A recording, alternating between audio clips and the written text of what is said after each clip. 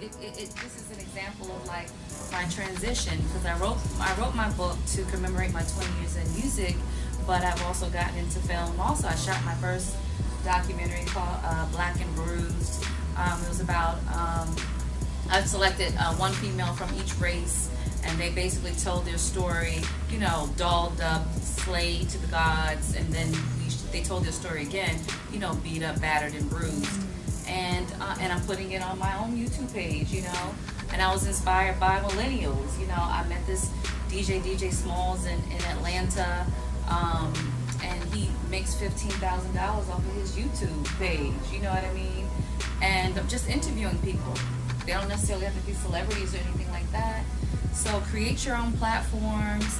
Refuse to, you know, accept the answer no. Create your own rules. Set your own goals, you know. That's about it. Yeah. And speaking of that, where does a person start?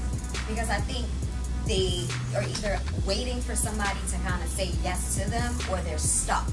So where does a person start when you say, you know, use your resources, create your own situation for yourself, creating your own platform? Where would you recommend an individual to actually start? Start with, so like say for example, Black and Bruised. When I didn't have the money for Black and Bruised, you know. So what I did was I called all of my former clients. You know, Chrissy from Love and Hip Hop, she was the white girl. This girl named Chinese Kitty, she's going to be on Love and Hip Hop Miami. She's Asian. You know, so I just used the people that I know, you know. And then I had a client that I did PR for that was into films. He has a web series called Pray Before You Eat. And I asked him, could he shoot it? And then I represent a makeup artist. I asked her, could she do the makeup? And I asked her, could she do the special effects makeup? And then I was like, hey, we're going to shoot it at my house. You know what I mean? So you just have to, once you decide that this is what you want to do and you have your goal, once you put one foot forward, like God will push you the rest of the way, you know. You don't think about the money, because originally you start thinking about the money and adding up the costs, and you know, I had this $5,000 documentary, you know, and then, you know, as it went along and people wanted to volunteer, I really probably only paid $500 for it. It was for the liquor on the set, you know what I'm saying? And then food, and then like really like good editing, you know. Yeah.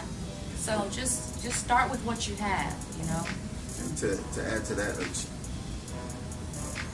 like one may think that she's been in business 40 years, so that's why she knows all these people or whatever. But they change.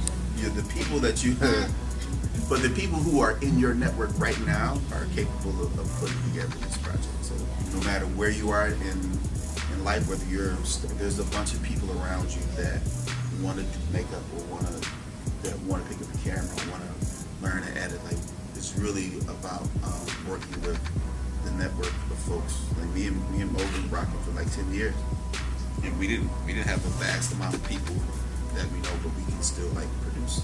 We got together. I have a question. Was that Alfred Edmond playing your dad?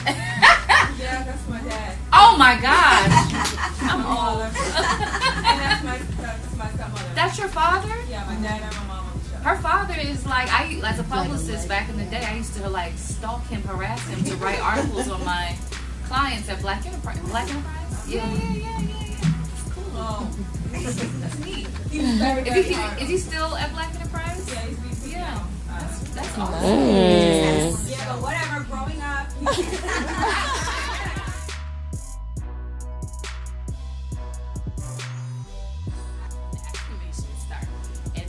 Another one that I do, actually it's not really an affirmation, but I kind of turned it into an affirmation.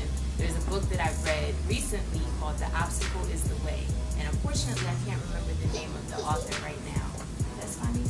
I can't remember the name of the author, but the book was basically about there being an opportunity in everything. And you really have to be mentally strong to even believe that.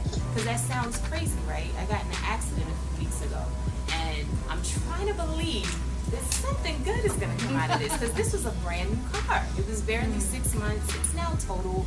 The insurance company, obviously, they're not going to pay all of that because the value decreases the minute you drive off the lot.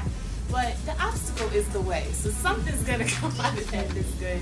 But what I find is that in kind of repeating these affirmations over and over, it helps me to just kind of simmer down, relax, and then when you're relaxed, now you can make decisions. Now you can think clearly. Now you can do whatever is necessary to get from here to here. Because the truth is that we want to know how to get from here down there, but we actually don't need to know that right now. We don't need to know. All we need to know is how to get from here to here. For now, that's what we need to know. And so when I do these affirmations, it's meant to remind me of that and to just allow me to focus on what the next step is in this moment, in this time. So that's Perfect. Can I make one more point too? I also started adopting something called mindfulness. I don't know if you guys are aware of that, but the meditation is kind of intertwined with it because, like you were saying, like, you know, our mind is trained to protect ourselves. That's how the human brain functions. So you're going to repeat things that might come off as negative. So the mindfulness makes me an observer of my thoughts, and I'm like, oh, okay, I'm repeating this negative thought pattern. I can let this go. I can release this. I can engage in what I'm doing differently. Or I might be like, damn, I keep thinking about like obsessing over this. Let me do something else. And then, you know, that has also helped me to feel less stressed or less motivated with my creative energy. Thank you. Because of the stability here, and I literally believe that. So again, especially as creatives, especially doing something that not everybody is going to understand, you have to be good here before you can be good anywhere else. So, give it up one more time for our amazing panelists.